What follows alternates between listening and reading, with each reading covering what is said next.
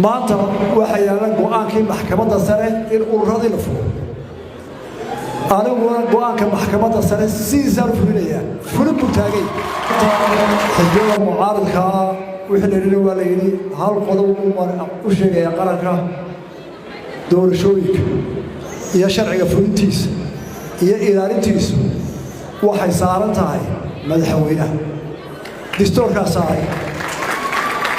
wixii halkaa ka qaldama waxaa loo raacayaa waa madaxweynaha oo impeachment lagu geyn karo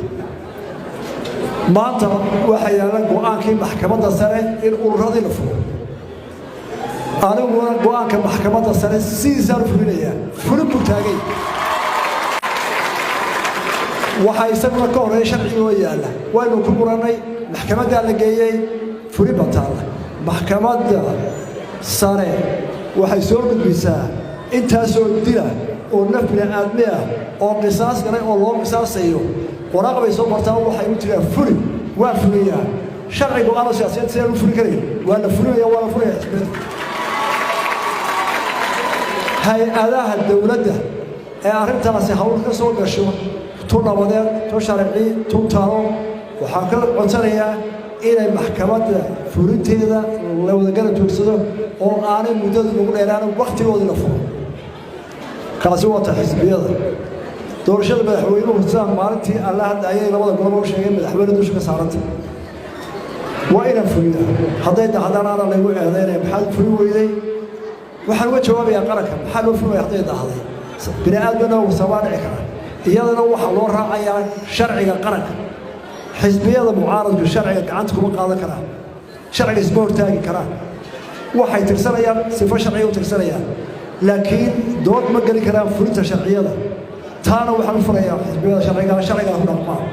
wada hadal iyo wada xaajood sidaan ballan qaaday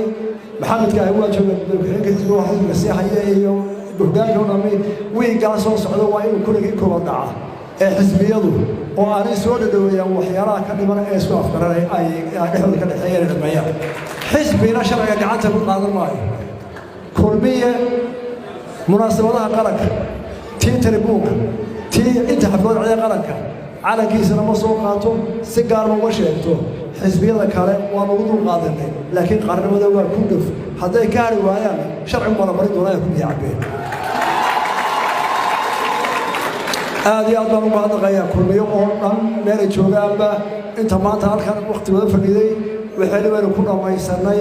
waxayna noo hadhana waynu dhammaysanaynaa kulmiyo wuxuu diyaar u yahay maalintay dhawaaqdo guddida weerarada furaysaa inuu noqdo xisbi ku-meel gaar ah oo ururada soo socda tartamo wuxuu ka filayaa oo laga sugayaa iyagoo buuq iyo qaylo samayn qarankana aan khalkhalgelin labada xisbiya kalena inay sidaa aqbalaan sharcigu siduu yahay haddii aqbali waana sharci bay joogeen sharcigu baa lala tiigsanaya dhibaata ma jirto aad iyo aad baa mahadsantihiin qoladii xidigihii iyo baan iyo xisbiyadii qoladii hore xisbiga kulmiye aasaaska cabdifiraash iyo kooxdiisina waa u mahadnaqayaa maanta in badan baa fadhideen waqtiga annaga qaadanay na dhegaysta marmarba dee si aad u saa yeelaane aad iyo mahadsantihiin wasalaamu calaykum waraxmatullahi wabarakatu